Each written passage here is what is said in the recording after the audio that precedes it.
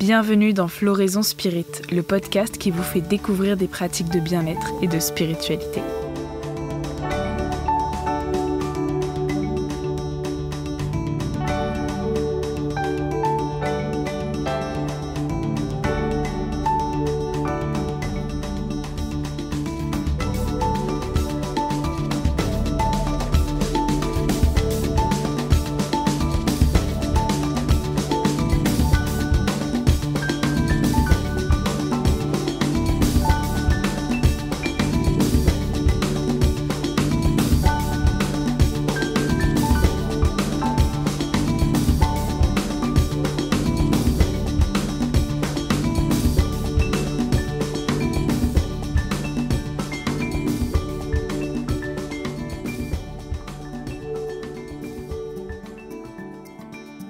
Dans ce nouvel épisode de Floraison Spirit, je reçois Sabine, une fascia thérapeute. Je vous préviens tout de suite, ça n'a rien à voir avec le visage. Anciennement chimiste, Sabine touche également au coaching, à la méditation, la sophrologie, l'astrologie. Son âme de chercheuse l'a amenée à croiser beaucoup de pratiques et à vivre de multiples expériences. Je la connais car c'est sous ses mains que je vais me détendre et me reconnecter à mon monde intérieur. À chaque séance, j'ai la sensation que mon corps respire à nouveau et je me sens complète, comme si j'avais accès à tout ce que j'avais à offrir. Ensemble, nous avons parlé de son enfance entourée de sensibilité, de chimie, de burn-out, de hasard cohérent et de fasciathérapie sous toutes les coutures. Préparez-vous pour une interview faite de calme, d'enseignement et de rencontre avec soi. C'est parti. Bonjour Sabine. Bonjour Juliette. Merci beaucoup de me recevoir dans ton très beau cabinet à Paris. J'ai déjà fait beaucoup de séances de fasciathérapie ici avec toi. J'ai toujours cette sensation quand j'arrive ici de détente, de respiration dans ton lieu. Comment est-ce que tu fais pour créer cette ambiance ? Alors c'est quelque chose qui se travaille, c'est quelque chose qui est plus ou moins dans les lieux qu'on côtoie, qu'on visite, etc. Moi, j'ai pas choisi ce lieu par hasard déjà, en fonction de ma sensibilité justement, et puis de la potentialité du lieu, quoi. Tous les lieux sont imprégnés, que ce soit par la construction, mais ce soit par aussi ce qui a été vécu dans ces lieux, par l'environnement, etc. Donc voilà, c'est quelque chose qui a été travaillé, on va dire. Et puis c'est en lien directement avec ce que je véhicule. Je suis quelqu'un qu'on considère stable et donc je transmets aussi cette stabilité dans les lieux où je suis. Et c'est une nécessité pour moi d'ailleurs. Je suis très très mal dans l'agitation. C'est très fatigant en fait parce qu'il y a un réajustement permanent à faire.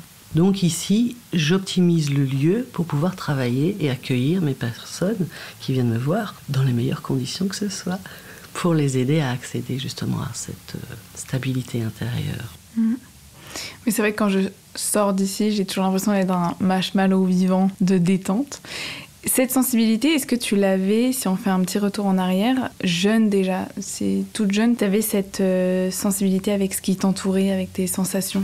Je suis née très perméable, ouais. C'est quelque chose effectivement avec laquelle je suis venue, quoi. Donc j'ai pas de mérite à pouvoir ressentir l'extérieur. Maintenant, il faut savoir le gérer. Il y a beaucoup de gens, comme on dit, qui sont des éponges, mais qui n'ont pas la capacité de gérer tout ce brouhaha que ça peut occasionner. Donc c'est quelque chose qui se travaille aussi, ça. Mais on n'est pas tous égaux malheureusement par rapport à ces capacités-là, quoi. Il y a des gens, ils sont isolés du monde extérieur, d'autres c'est l'extrême inverse, et puis au milieu de tout ça, il y a toutes les déclinaisons, quoi. Donc oui, j'ai une grande propension de toute façon à ressentir ce qui vient de l'extérieur. Oui. Mais c'est ce qui fait qu'aussi on a une grande richesse aussi intérieure. Est-ce que la spiritualité, elle avait une place dans ta vie quand tu étais jeune déjà ? Alors je ne l'appelais pas comme ça parce que je suis née dans une famille qu'on dit catholique, non pratiquante, mais j'ai suivi un enseignement religieux parce que j'étais dans des écoles privées en Belgique. Toutes les écoles privées sont subventionnées par l'État, donc ça n'est pas comme en France, on n'a pas trop ce genre de différenciation. Mais oui, jusqu'à 20 ans, j'ai été dans des écoles religieuses, donc Et ça crée des traces, et c'est évident, mais beaucoup de dogmes et des choses après contre lesquelles je me suis drôlement et grandement révoltée, oui. Mais j'avais ce ferment, ce terreau, et qui était bien personnel, oui. Petite, ma mère me raconte qu'à 3 ans, je voulais tout le temps aller à l'église, parce que j'y sentais justement ce calme, ce côté paisible. Et puis quand on me parlait du petit Jésus, moi ça me parlait, quoi. Tout simplement. Donc c'était très enfantin. Et puis ça s'est développé. Bon, j'ai eu entre guillemets des petites crises mystiques à l'adolescence, quoi, des prises de conscience qui m'ont mis dans des moments de dépression profonde, quoi, de me rendre compte d'une forme de réalité dans laquelle on vit, qui est impitoyable, etc. Donc oui, j'ai eu des moments très très durs, quoi. Par cette conscience. Ma mère disait toujours, t'as trop de maturité pour ton âge, tu sens des choses que tu devrais pas sentir. Enfin bref, c'était pas un atout, je peux dire. Non, pas du tout. Donc j'ai dû grandir avec ça, puis plein d'interrogations. Et puis moi, mon parcours m'a appris à simplifier énormément les choses et surtout à garder les pieds sur terre, quoi. Oui, c'est ça, au début de ta carrière professionnelle, tu as travaillé en tant que chimiste dans les produits pétroliers. Comment est-ce que tu en es arrivé à faire ça, justement ? Alors, c'est sûr qu'au début, je ne me posais pas de questions. J'ai fait ce qu'on appelle des humanités gréco-latines en Belgique. Voilà, c'était les meilleurs élèves qui faisaient ce genre d'école.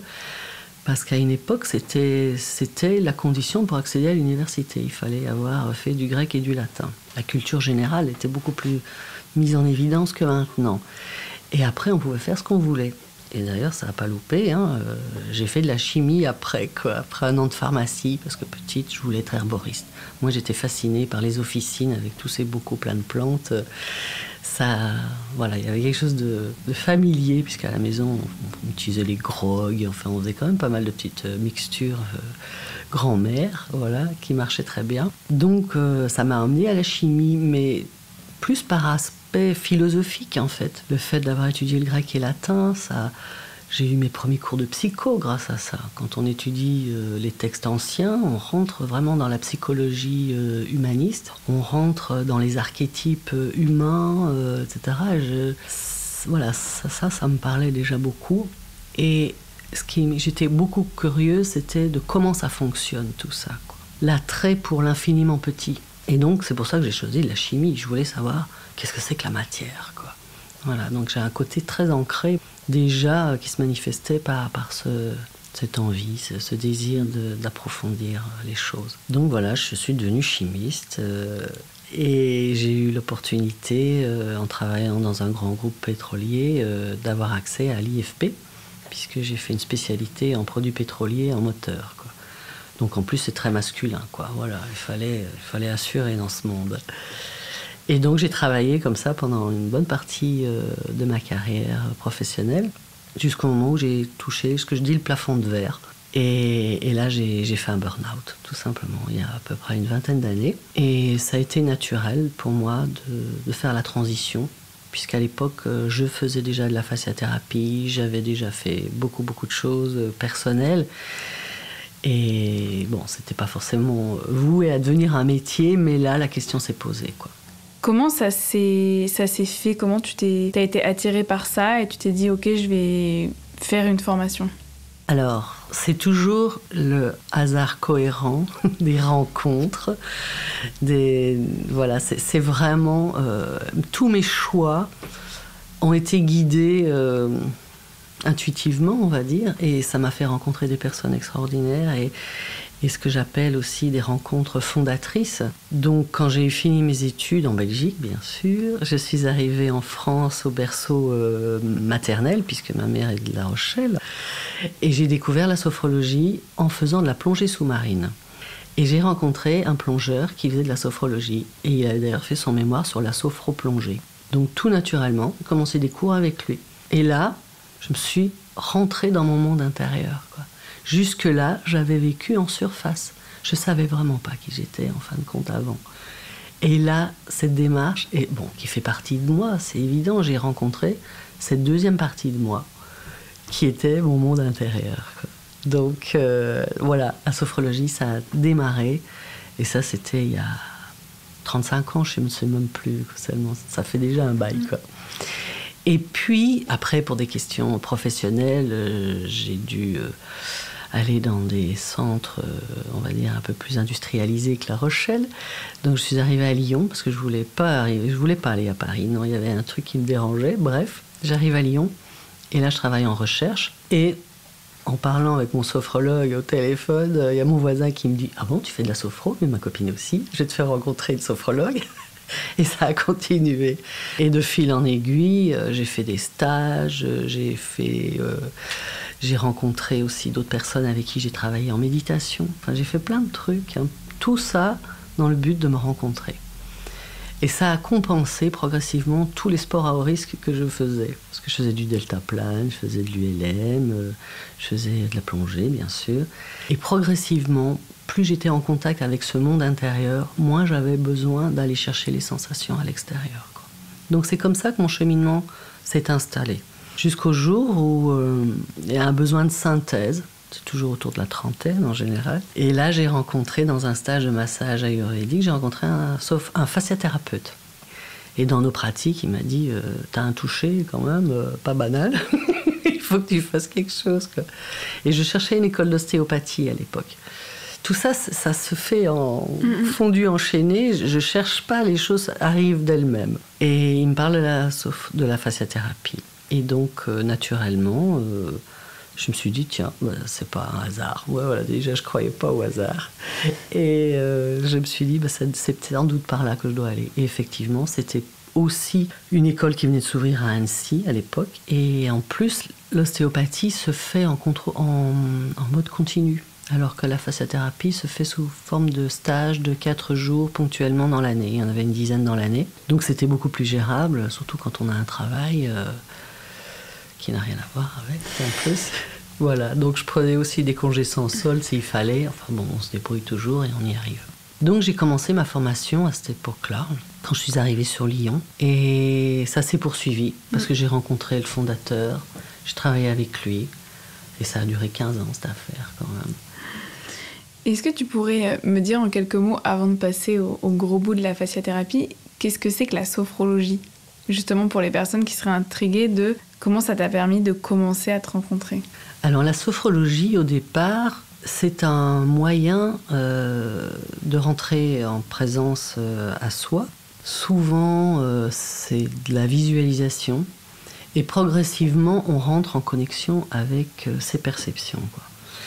Et après, le stade ultime, moi, au bout de 2 ans de sophrologie, j'ai directement fait du rêve éveillé, quoi. Et là, c'est le subconscient qui se livre. Donc en fait, la sophrologie, ça vient de l'hypnose ericksonienne, hein. C'est un assemblage de plusieurs choses. Kai Saido le dit bien. Il y a mis, après plusieurs degrés, jusqu'au rêve éveillé, quoi. Donc après, on est en présence de sa profondeur, on peut dire, et on laisse parler le subconscient, quoi. Et ça sort sous forme de rêve, en tout cas tel que moi je l'ai vécu à l'époque. Donc il y a un moment donné avec ton travail où tu as fait un burn-out, tu as senti que c'était la limite de cette expérience pour toi en fait, et tu t'es dit ok, je me lance dans la fasciathérapie. En fait, à l'époque, quand j'ai commencé à travailler en entreprise, j'ai travaillé d'abord en recherche parce que j'ai une tête de fouineuse, de chercheur. J'ai besoin de comprendre, c'est ça mon leitmotiv. Et puis, la vie m'a emmenée vers le marketing. Donc j'ai découvert encore une branche. Et puis surtout, il y avait une évolutivité parce que j'ai changé de boîte. Moi, j'ai démissionné. Au bout de 4 ans, j'avais fait le tour. Il fallait que je passe à autre chose. Et puis ma vie personnelle m'a emmenée sur Paris. J'y ai pas coupé. Et donc chaque fois, c'était un bond aussi professionnel.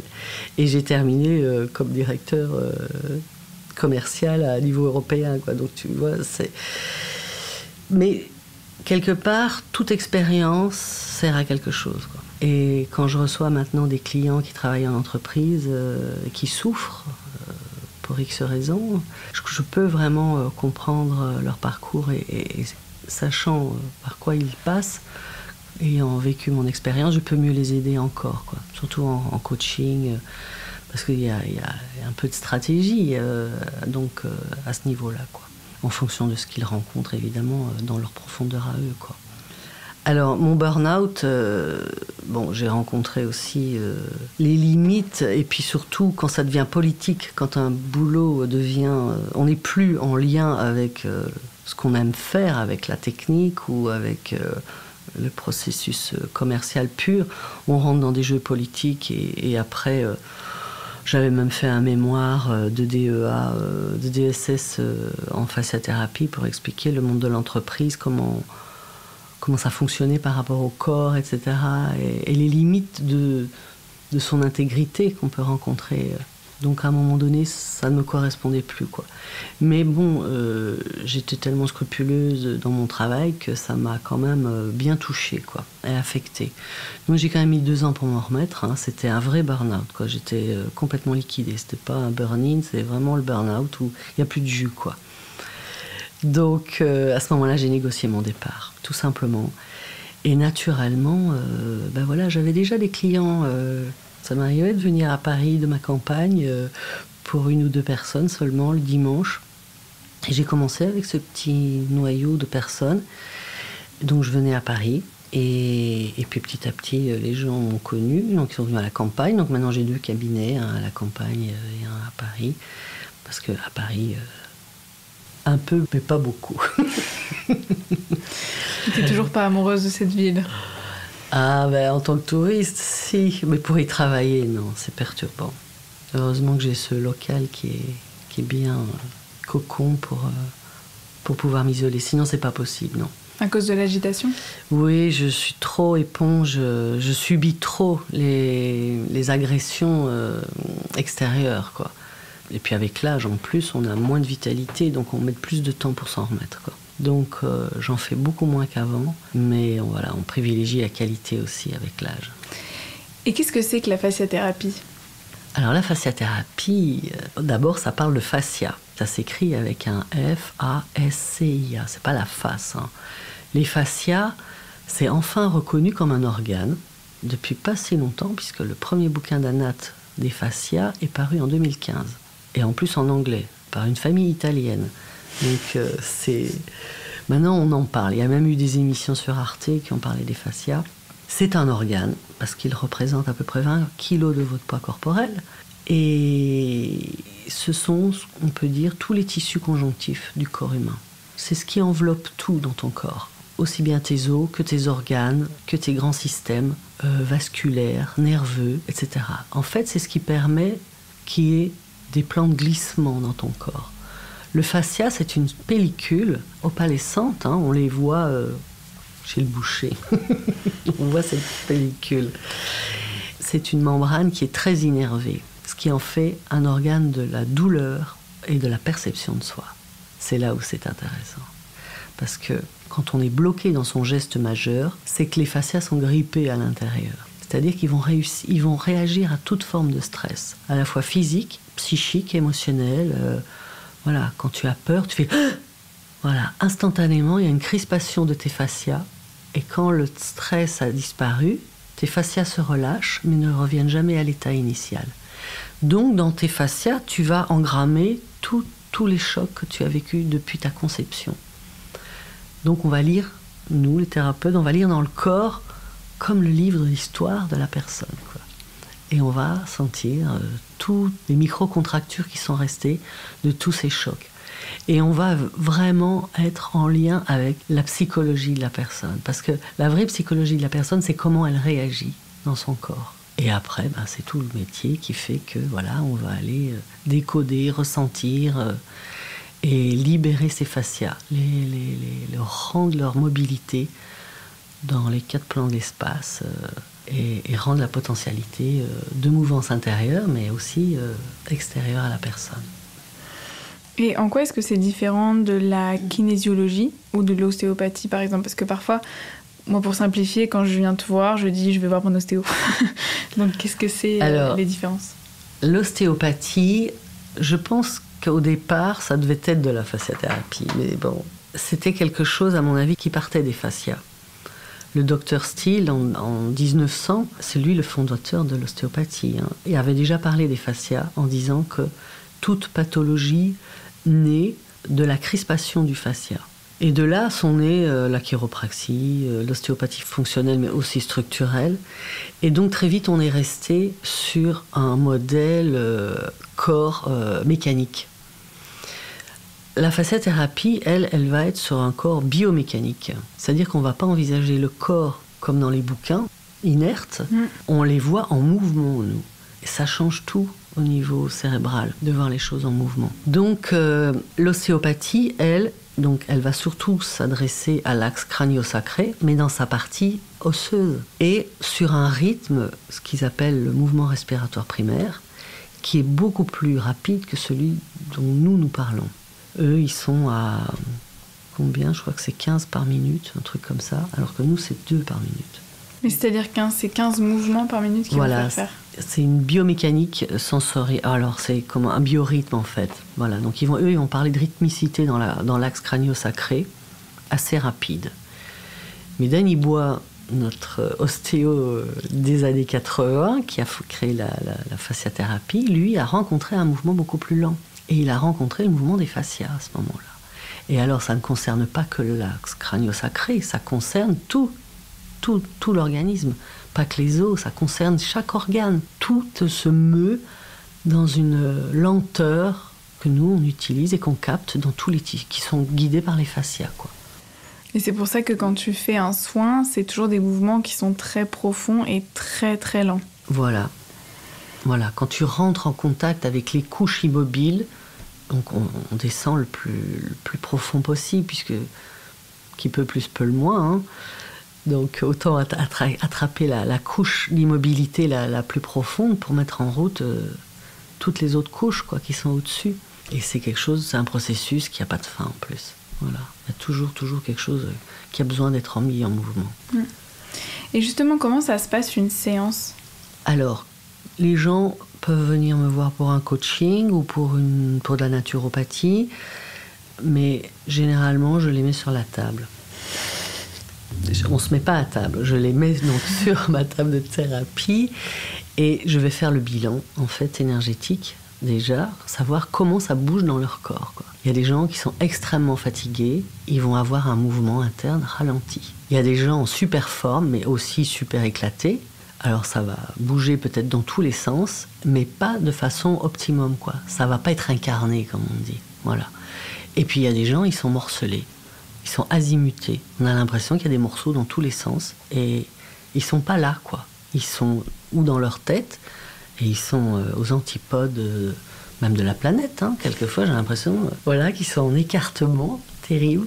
Enfin, il y a de tout, quoi. Et le rôle, déjà, c'est de rassembler les morceaux, quoi. Donc, il faut quelques séances. On ne va pas faire ça en une séance.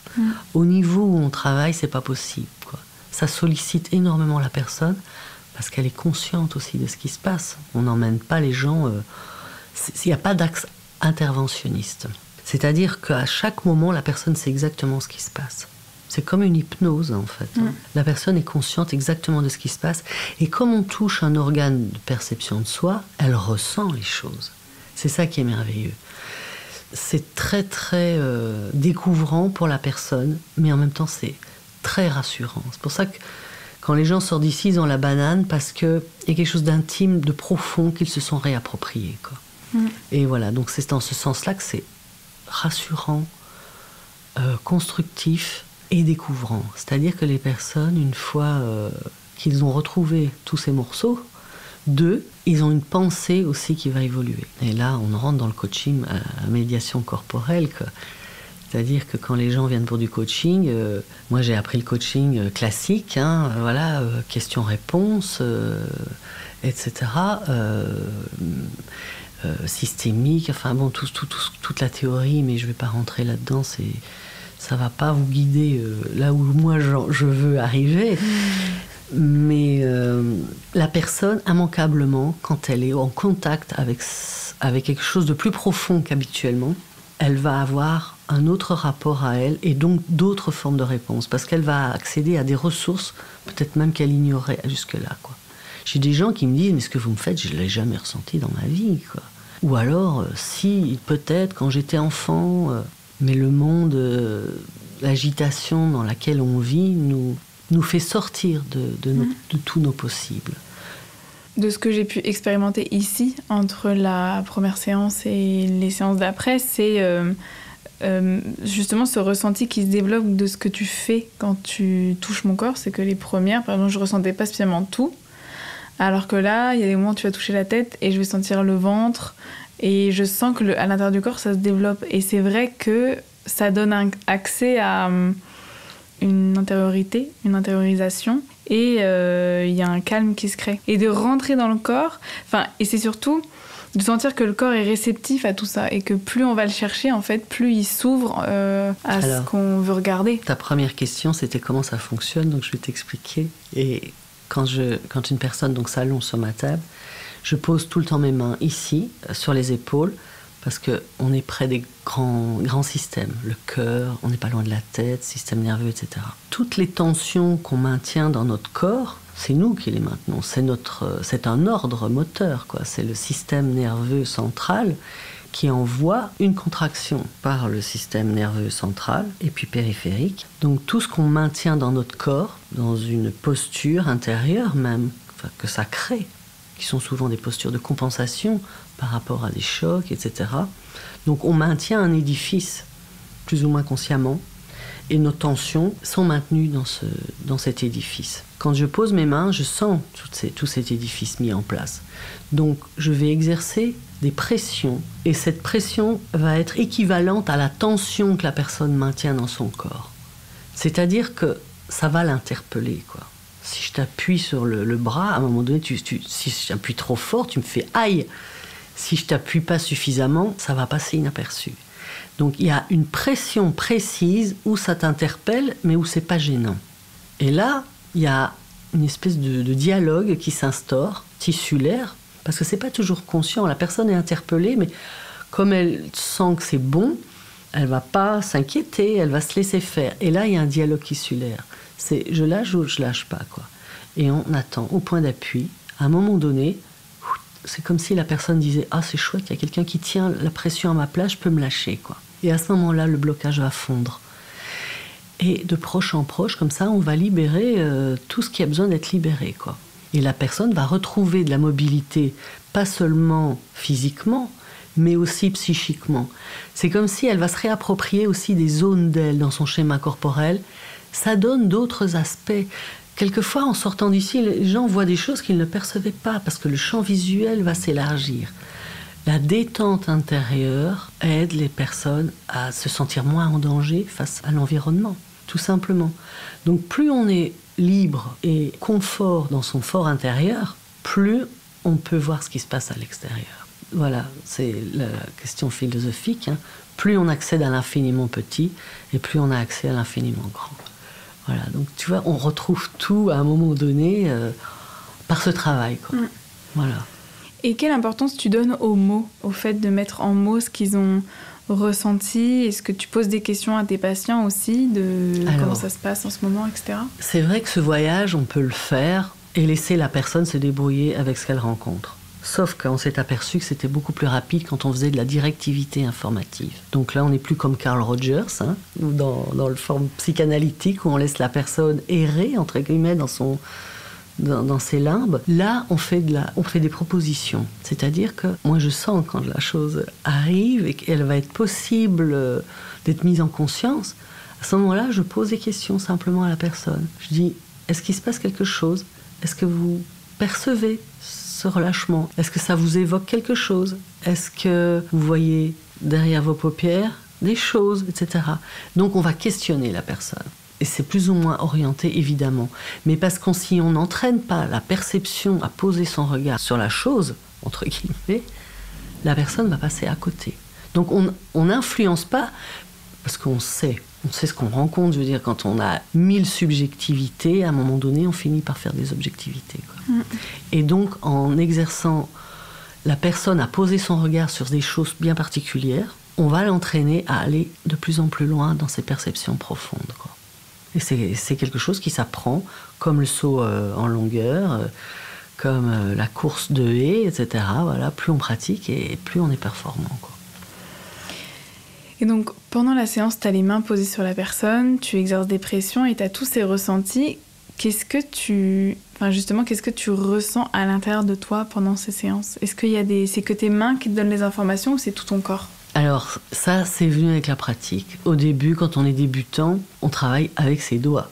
Après, on va travailler avec ses mains. Après, on va travailler avec ses bras. Après, on va travailler avec son buste, etc. Et à un moment donné, on travaille avec tout de soi. Et c'est la puissance, en fait, engagée dans le point d'appui, c'est tout ce mouvement personnel qu'on va mettre au service de l'intériorité de la personne. C'est-à-dire que moi, je ressens tout avec mon corps, quoi. Et tout participe. C'est comme les arts martiaux, quoi. C'est ces hommes-là qui cassent des briques avec d'un coup de tranchant de la main. C'est qu'à un moment donné, voilà, tout converge en un seul point, quoi. Alors nous, c'est pas un seul point, c'est tout vers la personne.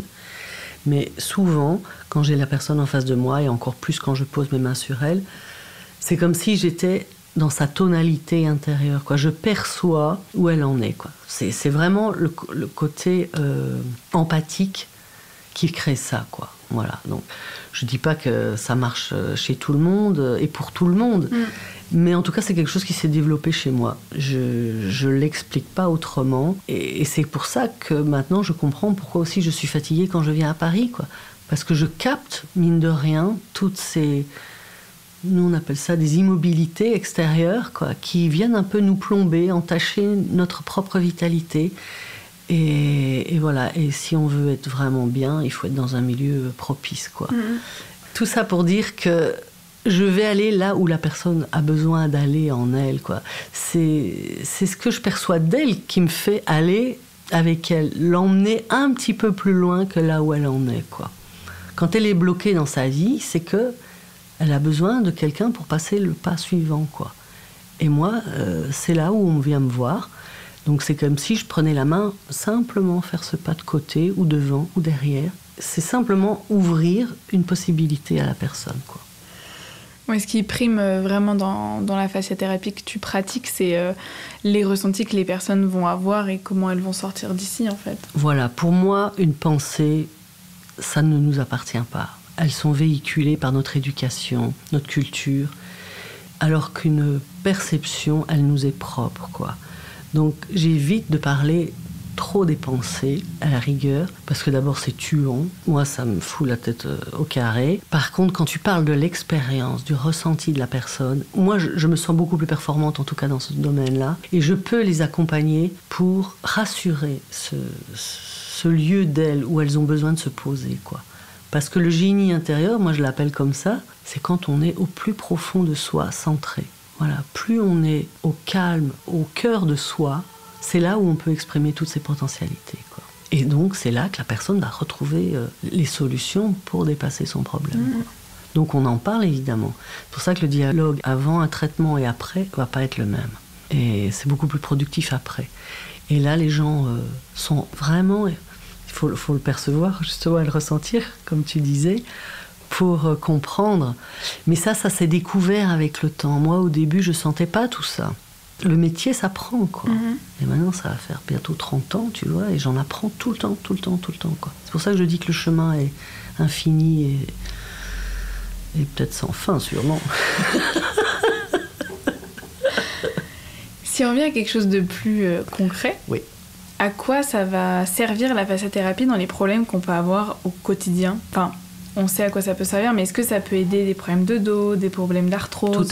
Tout à fait, parce que justement, puisque dès que tu es bloqué dans une articulation ou que tu as un mouvement grippé, tu vois, une immobilisation, une restriction, ça, si c'est répété ou si c'est chronique, une pathologie peut s'installer, justement. Donc, comme nous, on va aller repérer toutes les crispations et tous les blocages, les ralentissements du mouvement interne dans le corps, on va y remettre de la vitalité. Donc, au début, les gens sont en restriction et puis progressivement, ils retrouvent leur mobilité et la vitalité va pouvoir s'exprimer dans tout le reste du corps, quoi. Et plus il y a de vitalité, plus la personne est en santé. Donc, on va pouvoir même endiguer des choses. Moi, ça m'arrive dans mon ressenti personnellement. Un rhume, je peux le sentir 3 jours, 5 jours avant qu'il s'installe. Donc, je peux agir. J'anticipe, je médite, par exemple. En tout cas, c'est dans le rapport à soi qu'on trouve les solutions. qu'elle soit psychologique et physique. Et c'est là où on se soigne. C'est le rapport à soi qui soigne tout. Parce que c'est un acte d'amour. Mais là, je digresse déjà. Oui, mais j'adore. Tu me parles souvent du système parasympathique. Oui. Et ça m'y fait penser ce que tu dis, parce que dans la méditation, je crois que c'est important de justement se connecter à soi et de se détendre, et que ça va activer le système parasympathique. Alors, le système parasympathique, et avec le système orthosympathique, ou sympathique tout court, fait partie du système nerveux autonome, qu'on appelle aussi système neurovégétatif. C'est un système archaïque. C'est le système de défense. Je suis agressé, je suis en guerre, et le système, je suis au repos, je récupère. C'est calqué d'ailleurs sur les animaux. Quand tu es en stress, tu vas avoir tendance à avoir ton champ visuel qui va se rétrécir, comme si tu devais focaliser sur ta proie ou ton agresseur. Tu dois être capable de déguerpir en cas d'agression. Donc, il y a ton rythme cardiaque qui va s'accélérer pour amener l'oxygène dans tes muscles pour pouvoir déguerpir. Au détriment de la microcirculation au niveau de la peau, par exemple. Tu vas avoir la peau qui va se rafraîchir. Parce que si tu es piqué, agressé, mordu, il ne faut pas trop saigner, tu vois. Tout est archaïque, quoi. Tu vois, c'est vraiment le système neurovégétatif, c'est-à-dire qui n'est pas volontaire. C'est ton système de réaction à l'agression, comment tu réagis, quoi. Donc, c'est le premier grand système qui va être touché en cas de stress, quel qu'il soit. Donc on va halter, par exemple, on va avoir la respiration qui va être de plus en plus haute. J'ai des gens, moi, que je vois, ils respirent avec leurs épaules. Ils sont même plus dans leur ventre, ils sont en apnée haute, ils font voilà, comme un petit chien haletant, quoi. Ils sont en stress terrible. Et alors après, il y a le stress permanent qui amène au stress dépassé, burn-in, burn-out, etc. Donc ça, c'est très repérable dans le corps. Donc mon autre objectif, c'est en travaillant justement l'axe vertébral, parce que les ganglions, le système neurovégétatif, ce sont des ganglions tout le long de la colonne vertébrale. Donc on va travailler toutes ces zones et remettre les gens dans ce système de repos, de récupération après le stress, quoi. Donc celui-là, chez tout le monde, il est touché. Parce que tout le monde, à un moment donné, va avoir une pensée monolithique ou restreinte. Tout le monde va avoir une sudation excessive. En cas de stress, tu rentres dans la salle d'un d'examen, ça sent le fennec, quoi. Parce qu'ils sont tous en train de suer à grosses gouttes. Enfin, tu vois, tous les grands systèmes sont touchés. T'as des gens, c'est simplement leur libido, quoi. Ils ont la libido, comme on dit, dans les chaussettes. Parce qu'en période de guerre, on ne se reproduit pas, quoi. Donc, tout est touché. La digestion, ça procède du système neurovégétatif, quoi. Donc, des gens qui ont des troubles digestifs assez importants. Donc, voilà, on régule déjà ce premier système, quoi. Et quand on remet le système en mode repos, parasympathique, ben, la personne a l'impression d'être en vacances, quoi. En une demi-heure de temps, c'est comme si elle avait passé une semaine de vacances, quoi. Voilà, ça peut aller aussi vite que ça. Parce que le parasympathique, c'est tout ce qui est justement détente, repos. Oui. Et on peut avoir un impact sur lui en méditant. Voilà, quand tu médites et que tu respires lentement, calmement, profondément, avec tout ton ventre, tout de toi, tu calmes ce jeu-là. Tu calmes le jeu du nerveux. Quand tu es... donc je disais que voilà, on avait le visuel complètement focalisé. Sur le plan neuronal, tu n'as plus tes capacités optimum, quoi, puisque tu es dans une hypervigilance. Tu vas d'abord sécréter beaucoup d'adrénaline, ce qui va expliquer tous ces phénomènes de rythme cardiaque qui s'accélère, etc. Comme ça qu'on réanime les gens, en leur mettant une injection d'adrénaline au niveau du cœur. Mais si le stress perdure, on rentre dans ce qu'on appelle une phase de résistance. Et là, on va user notre système, parce qu'on va rentrer avec le cortisol, c'est-à-dire que c'est les surrénales qui vont prendre le relais. Et si ça s'installe et ça se perdure, tu vas user ton cortisol, quoi. Et à un moment donné, il n'y en aura plus. Et c'est là où arrive le burn-out. Tu comprends ? Après, il y a des risques de rechute en plus, parce qu'on ne remet pas le système en route comme ça facilement, hein. Il faut du temps, quoi. Ce qui a mis du temps pour se dégrader, il faut aussi du temps pour le restaurer, quoi. Comment on fait aujourd'hui pour se former à la fasciathérapie ? Alors, c'est beaucoup plus encadré qu'à mon époque. Moi, j'ai eu la chance d'avoir déjà été enseignée par Dany Bois aussi pendant une quinzaine d'années. Maintenant, Dany n'anime plus que des stages de méditation, on va dire. Mais il a formé quand même des profs. Alors, la fasciathérapie proprement parlée ne peut être faite que pour les kinés et médecins maintenant. C'est-à-dire que moi, j'ai été formée comme telle, mais je ne peux pas dire que je suis fasciathérapeute. Moi, je fais partie des somato-psychopédagogues. C'est un mot bien compliqué pour expliquer ce qu'on fait. Mais en fait, le fondateur est toujours vivant, Dany Bois, et la méthode a beaucoup évolué, puisque maintenant on sait que ça a un impact sur le psychisme, etc. Donc, somato, ça vient du grec, le soma, le corps, mais le corps vivant, c'est-à-dire le corps avec son corps énergétique. Psycho, parce que voilà, les gens apprennent à conscientisent ce qu'ils sont. C'est pour ça qu'on fait de la psychothérapie à médiation corporelle, puisque de l'expérience sensorimotrice, les gens tirent du sens. Ils découvrent qui ils sont à l'intérieur d'eux. Et pédagogue, parce qu'on leur apprend à tirer ce sens, justement. Voilà. Et maintenant, on forme des pédagogues perceptifs, quoi. Donc maintenant, de moins en moins, les praticiens touchent le corps des gens maintenant. Ils les mettent directement en mouvement, quoi. Donc, des fasciathérapeutes, il n'y en a pas beaucoup, hein. Et il y en a chez certains kinés médecins, mais encore faut-il qu'ils le fassent exclusivement, quoi. Mais ça demande effectivement quand même beaucoup de pratique, quoi. Et puis après, il y a de tout, quoi. Il y a des gens qui sont beaucoup plus articulaires, qui vont être beaucoup plus proches de l'ostéopathie. Il y en a, ils vont être beaucoup plus dans l'énergétique. Et il faut être au milieu de tout ça. Pour ce qu'on appelle avoir le toucher total.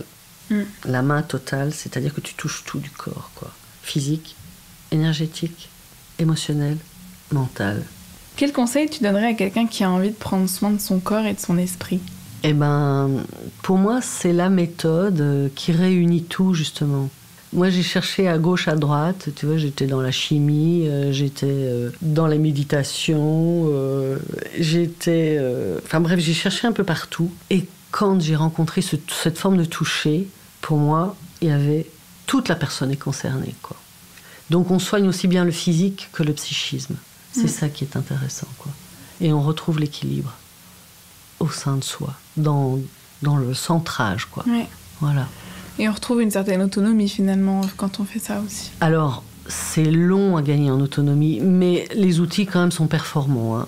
Moi, quand j'ai débuté, c'était du style hop, hein. C'est-à-dire que tout ce que je t'explique, on l'avait pas théorisé. Maintenant, on sait qu'il y a la matière est cadrée, il y a des mouvements de base, quoi. Il y a des mouvements avant-arrière, gauche-droite, haut-bas. Avant, on était comme le son. Beaucoup de gens qui pratiquent des arts martiaux ou des arts orientaux, style tai chi, etc. Tout est en circulaire. Il tourne. Il tourne. Mais ça fait rien bouger du tout. Si on veut rencontrer le mouvement interne ou le mouvement sensoriel, il faut deux choses. La lenteur spécifique et le mouvement de base. Et quand tu bouges à la lenteur dans une même direction et que tu emmènes tout, là tu vas commencer à sentir ce que c'est que la force intérieure qui déménage et qui emmène le vivant. Et c'est là où on rencontre cette force de transformation, quoi. Souvent, tu travailles avec le thème astral des patients. Et donc, est-ce que tu aurais quelques mots à dire sur l'astrologie et comment ça t'aide ou ça te guide, te soutient ? Bon, alors l'astrologie, c'est encore une autre histoire qui date aussi. Bon, au départ, c'était pour moi, pour me connaître. C'est comme ça que j'ai appris toute cette richesse intérieure que j'ignorais et que je n'avais jamais rencontrée d'ailleurs. Hein. Voilà. Donc, moi, ça m'a beaucoup aidé, c'est-à-dire que quand j'ai rencontré, alors ça dépend qui, hein, parce qu'il y a tout et n'importe quoi aussi dans ce domaine, mais en tout cas la personne que je connais, ça m'a fait 20 ans de psychanalyse, quoi. C'est-à-dire comment comprendre tes tenants aboutissants, comment tu as été construite, quelles sont tes potentialités finalement, parce qu'on ne va rien rencontrer d'autre que ce qu'on est. Hein. Faut pas croire qu'on va devenir ou se transformer en quelqu'un d'autre, pas du tout.